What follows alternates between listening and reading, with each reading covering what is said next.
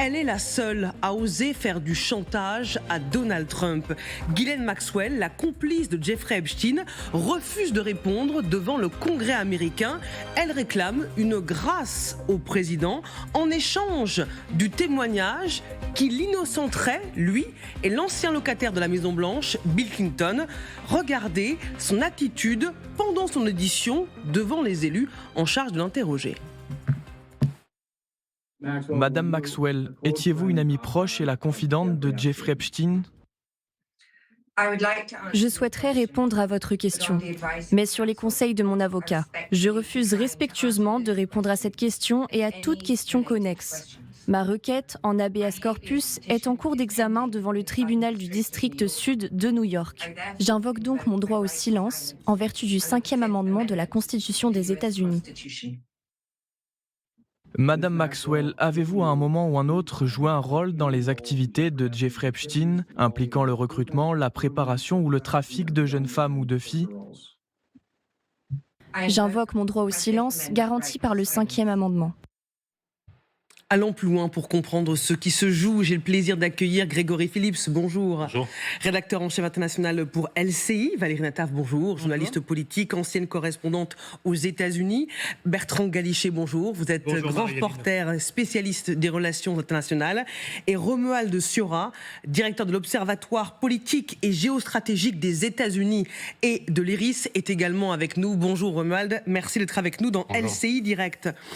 Grégory Phillips, est-ce la proposition que Donald Trump ne pourra pas refuser s'il veut en finir avec l'affaire Epstein? Vous voulez dire la clémence? Exactement. Pour Ghislaine Maxwell, c'est en tout cas ce qu'elle propose, en disant, vous savez qu'elle a été condamnée à 20 ans de prison, c'est pour ça qu'elle témoigne depuis sa prison du Texas en visioconférence. D'abord, un mot sur cette audition très rapide, donc elle ne dit rien. Elle invoque le 5e amendement de la Constitution qui lui permet de ne pas s'auto-incriminer et de garder le silence. Et elle a droit à une dizaine de questions de la part des parlementaires. À chaque fois, elle dit évidemment droit au silence. Et puis, il y a cette proposition de dire, écoutez, si ma peine est commuée, si je suis gracié et il n'y a que le président Trump qui peut le faire, alors je donnerai tout, mais ni le président Trump ni Bill Clinton n'ont commis d'actes criminels dans ce dossier.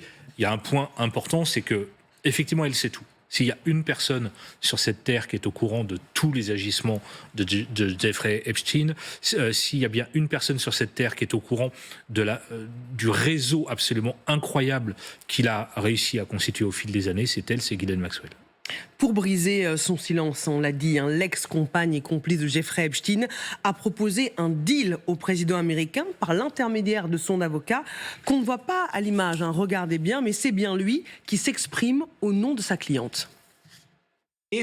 Si cette commission et le public américain veulent réellement entendre la vérité sans filtre sur ce qui s'est passé, il existe une voie simple. Madame Maxwell est prête à parler honnêtement si elle obtient une grâce du président Trump. Elle seule peut fournir un récit complet. Et certains n'aimeront peut-être pas ce qu'ils entendront, mais la vérité compte. Le président Trump et le président Clinton sont innocents. Seule Madame Maxwell peut expliquer pourquoi. Et l'opinion publique a le droit à une explication. C'est quand même sidérant. Bertrand Galichet, Ghislaine Maxwell, prête à innocenter Trump. Si elle est graciée, elle lui fait du chantage devant le monde entier. Oui, c'est un peu osé, mais après tout, cette affaire est tellement dingue, au fond, qu'il ne faut plus s'étonner de rien. Et on peut surtout se demander s'il n'y a pas eu déjà des tractations, au fond, avec le camp Trump, puisque vous savez qu'au mois de juillet, Ghislaine Maxwell a été transférée de sa prison de Brooklyn à la prison de Bryan, près de Houston, au Texas, qui est une prison, un centre de détention beaucoup plus soft que les conditions de détention qu'elle connaissait à New York. Et donc, il y a dans ce transfert quand même des interrogations, d'autant qu'il y aurait eu, semble-t-il, un contact avec le procureur général adjoint des États-Unis un peu avant ce transfert. Que se sont-ils dit? On ne le sait pas vraiment. Il y a eu un récit officiel de cette conversation, mais qui n'est pas sans doute celui qui est complet. En tout cas, c'est assez étrange parce que quand on regarde quand même, c'est un peu un détail, enfin en tout cas ça peut sembler un détail, mais ça n'en est sans doute pas un.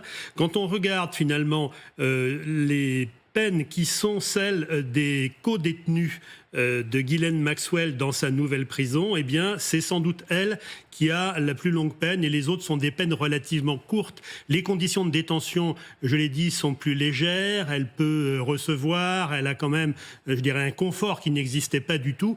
Donc, qu'est-ce que ça veut dire? Est-ce qu'il y a déjà une amorce de discussion avec l'administration Trump? Là, on va regarder avec beaucoup d'intérêt ce qui se passe dans les semaines et les mois qui viennent. Mais ce qui est certain, c'est que pour l'instant, on regarde sur le réseau Truth Social, il n'y a pas beaucoup du côté du président américain, il n'y a pas de grandes déclarations, on sent que c'est un peu profil bas. Valérie? Moi, ce que je trouve fascinant, comme vous l'avez dit, le chantage aux yeux du monde au président des États-Unis, mais elle ne s'adresse pas, et l'avocat ne s'adresse pas à Donald Trump. Il s'adresse aux MAGA. Il leur dit, vous avez le droit de savoir, l'opinion publique a le droit de savoir. Vous n'avez sans doute pas aimé ce que vous allez entendre, mais Ghislaine Maxwell est OK pour vous le dire. Il exerce une pression, si j'ose dire, de côté, un peu décalée. C'est pas une pression directe sur l'administration Trump et sur le président lui-même, mais sur l'électorat Trump qui veut la publication de tous les documents, que plus rien ne soit caviardé. C'était une promesse de campagne. Il a fallu un accord bipartisan au Congrès pour que 3,5 millions de documents soient enfin publiés dans les conditions que l'on sait, avec, en noyant un peu le bébé, si j'ose dire, avec l'eau du bain, et en caviardant un certain nombre de noms. On y reviendra, j'imagine. Tout à fait. Mais donc, je trouve que cette façon de s'adresser aux MAGA les plus purs et durs est d'une habileté absolument diabolique. Ce qui est paradoxal, c'est que c'est Trump qui en a fait un enjeu central auprès de sa base. C'était sa promesse de campagne. Vous saurez tout, évidemment, parce que flattant un peu certains bas instincts un peu complotistes d'une partie de sa base, je ne dis pas que tous les Trumpistes sont complotistes, mais il y a une partie de sa base qui l'est et qui voulait démontrer que l'establishment de la côte Est, de la côte Ouest, trempait dans des affaires absolument sordides de trafic d'êtres humains. Donc c'est Trump qui a fait de ce dossier Epstein un dossier central, et maintenant on voit combien ça le met dans l'embarras politiquement. Romuald Siora, c'est dire le pouvoir qu'elle a, ce chantage qu'elle ose exercer sur le président américain. Est-ce qu'il a peur d'elle? Comme le rappelait Bertrand Galichet, il a quand même déjà fait en sorte de la transférer dans une prison plus confortable. Oui, alors, est-ce qu'il a peur d'elle? Tant qu'elle se refuse à parler, pas vraiment. Mais effectivement, elle pourrait se décider à parler malgré la proposition qu'elle a mise sur la table. N'oublions pas deux choses. Donald Trump a tout intérêt à se débarrasser de ce dossier qui l'encombre de plus en plus en vue des prochaines élections législatives, les primaires qui auront lieu dans quelques mois, et puis surtout du 250e anniversaire des États-Unis, dont il veut faire une fête inoubliable et qui sera un petit peu son sacre, si je puis dire. Donc bref, il a, comme cela vient d'être dit, ouvert lui-même la boîte de Pandore. Il avait promis que ses dossiers seraient mis à jour pendant sa campagne. Ensuite, il a traîné la patte. C'est son propre parti qui l'a poussé à aller jusqu'au bout de sa promesse. Donc, on peut imaginer, comme cela est également dit, qu'il y a déjà eu des tractations qui ont été plus ou moins passées entre les Trumpistes et cette dame. Aujourd'hui, est-ce que Trump va lui apporter ce qu'elle souhaite, la gracier? C'est une possibilité, mais d'un autre côté, dans un pays où les théories du complot règne, il n'est pas certain que cela puisse véritablement l'aider. Après tout, il gracie quelqu'un qui va elle-même, cette personne, dire écoutez, la personne qui m'a gracié est innocente. Donc il y aura toujours un parfum de suspicion. Surtout, n'oublions pas que jusqu'à présent, le dossier Epstein a glissé sur Donald Trump. Même si on apprenait qu'il avait couché avec des prostituées via Epstein, tout le monde s'en ficherait aux États-Unis. On n'est plus à l'époque de Monica Lewinsky et de Bill Clinton. Et l'électorat de Trump est habitué à ces frasques. Par contre, récemment, on refait surface des accusations comme quoi Trump aurait éventuellement, très éventuellement, ces accusations sont un petit peu brumeuses, violer une enfant de 13 ans. Et là, c'est quelque chose qui inquiète grandement le président parce que effectivement, si, sans parler même qu'elles soient avérées, mais si ces accusations devaient s'avérer être un peu plus sérieuses, cela pourrait lui nuire grandement et on pourrait voir au-delà de sa base, même son entourage, le lâcher. Donc bref, Trump a tout intérêt à ce que ce dossier se conclue au plus vite. Donc donner sa grâce, oui, mais il restera toujours, je le répète, un parfum de suspicion parce que quand on gracie quelqu'un qui ensuite dit que vous êtes innocent, ça paraît quand même un petit peu douteux. Romuald Stura, vous restez avec nous. En effet, Donald Trump surveille très précisément tout ce qui se passe, notamment depuis l'audition de Ghislaine Maxwell. De nombreux élus américains estiment qu'elle protège des puissants. Certains dénoncent la version censurée des documents du dossier Epstein qu'ils ont pu consulter. Sylvia, vous nous avez rejoint. Racontez-nous. Oui, effectivement, depuis la publication des documents, on voit que certains d'entre eux sont caviardés, c'est-à-dire que des noms sont barrés. La loi permet ces caviardages dans de strictes conditions, notamment pour protéger les victimes, mais c'est tout. Plusieurs élus à la Chambre des représentants ont pu aller consulter ces documents sur place, notamment un républicain, un démocrate, et selon eux, six noms ont été barrés sans explication par le ministère de la Justice. Écoutons-les. Il y a 6 hommes, dont certains avec leurs photographies, qui ont été expurgés et il n'y a aucune explication sur la raison pour laquelle ces personnes ont été expurgées. Au moins l'un d'entre eux est un citoyen américain, un autre a un poste assez élevé dans un gouvernement étranger. Et il y a aussi une personnalité assez connue. Voilà, alors qui sont ces noms, ces personnes dont le nom a été barré? Aucune identité n'a été révélée, mais les élus se réservent le droit de les révéler eux-mêmes. Dans les prochaines heures, ils demandent au ministère de la Justice de revoir sa copie et de corriger ses erreurs. Ces deux élus qui font la une des médias depuis hier et qui s'expriment notamment sur X. Regardez par exemple ce mail que publie Thomas Massie, le républicain, provenant d'un sultan, homme d'affaires émirati, qui aurait envoyé une vidéo de torture à Epstein. Son nom est également caviardé. Epstein lui répond qu'il a adoré sa vidéo et l'élu écrit « Pourquoi ne publie-t-on pas son nom ?» Sylvia, d'autres élus ont pris la parole. Oui, effectivement, d'autres élus sont également allés au ministère de la Justice. On va écouter un autre élu républicain bouleversé par ce qu'il a vu. C'est une chose incroyablement sérieuse. On vient tout juste de lire ces dossiers. Dedans, on parle de jeunes filles de 15 ans, de 14 ans, de 10 ans. J'ai vu mention d'une enfant de 9 ans. C'est purement scandaleux. Voilà des témoignages très graves de la part de ces élus. On parle donc d'enfants ici, des élus qui expliquent aussi les conditions dans lesquelles ils ont pu regarder ces documents dans un temps réduit, sans collaborateurs, sans téléphone. Seuls 4 ordinateurs à disposition. Ils estiment qu'il faudrait des années pour examiner ces documents dans ces conditions. Le député démocrate Jared Moscovitch lui déclare pour sa part aux médias qu'il y a beaucoup trop de complices, beaucoup trop de caviardage et qu'il a découvert un réseau international de trafic sexuel impliquant des personnes à l'étranger qui recrutaient de jeunes enfants pour Epstein. Justement, sur ce point, Grégory Phillips, on ne sait pas parmi les personnalités anonymisées qui est l'homme, je cite, assez haut placé dans un gouvernement étranger. Mais on voit bien, avec la pression des élus et la diffusion chaque jour de ces documents, que c'est quand même un poison lent pour Donald Trump, cette affaire. Et ce qui est fou dans les déclarations de ces élus qui ont donc eu accès au dossier, c'est quand ils disent il y a quelqu'un de très haut placé dans un gouvernement. On ne peut pas dire qui, évidemment, puisque nous avons eu accès à des informations confidentielles, mais c'est au ministère de la Justice de dévoiler ce nom. Et vous voyez, vous avez évoqué le terme de poison lent, mais vous voyez, on dit qu'il y a un chef d'État ou de gouvernement important qui est impliqué, évidemment, ça va faire fleurir toutes les théories complotistes que vous pouvez imaginer. Donc on est quand même dans une matière extrêmement explosive qui est manipulée. Un mot juste sur les conditions dans lesquelles ces représentants ont accès à ces documents. Ils sont enfermés dans une pièce au ministère de la Justice, il y a 4 ordinateurs, si j'ai bien compris. Ils n'ont ni téléphone portable, ni ordinateur, ni rien. Ils peuvent juste noter les informations qu'ils voient. Et ils ont calculé que pour examiner l'intégralité de ces documents, il faudrait 7 ans et demi, plus de 7 ans des élus face à ces 4 ordinateurs pour aller au bout du dossier. Bertrand Galichet.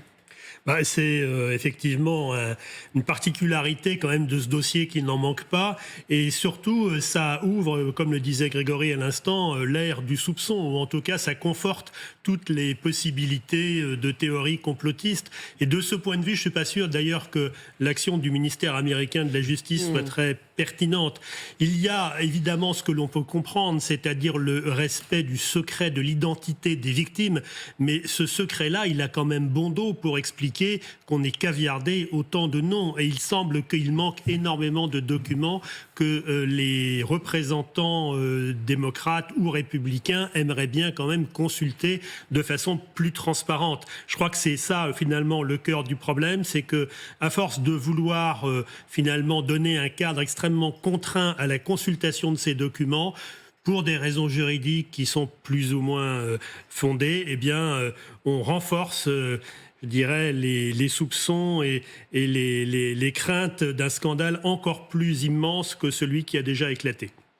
Sylvia, ce que révèlent aussi ces documents, c'est un vaste réseau de rabatteurs pour Jeffrey Epstein, et notamment en France. Oui, on redécouvre le nom du Français Jean-Luc Brunel, plusieurs fois mis en cause dans sa vie, agent de mannequin et très proche de Epstein. Il est soupçonné d'avoir fourni des femmes majeures et mineures aux prédateurs pendant des années. Il s'est suicidé en prison en 2022. Il avait à l'époque été mis en examen pour viol sur mineurs et pour harcèlement sexuel. Un autre nom est découvert, celui de Daniel Saïd, franco-algérien naturalisé suédois, photographe dans une agence de mannequins, chasseur de mannequins qui recrutait des jeunes filles pour le financier à Paris, mais aussi à Barcelone. Son nom est cité plus de 2000 fois. Il aurait présenté plusieurs femmes à Epstein, dont 4 françaises, et des documents déclassifiés qui révèlent des échanges qui sont compromettants pour lui. Oui, Daniel Siad, franco-algérien, qui apparaît alors que Jean-Luc Brunel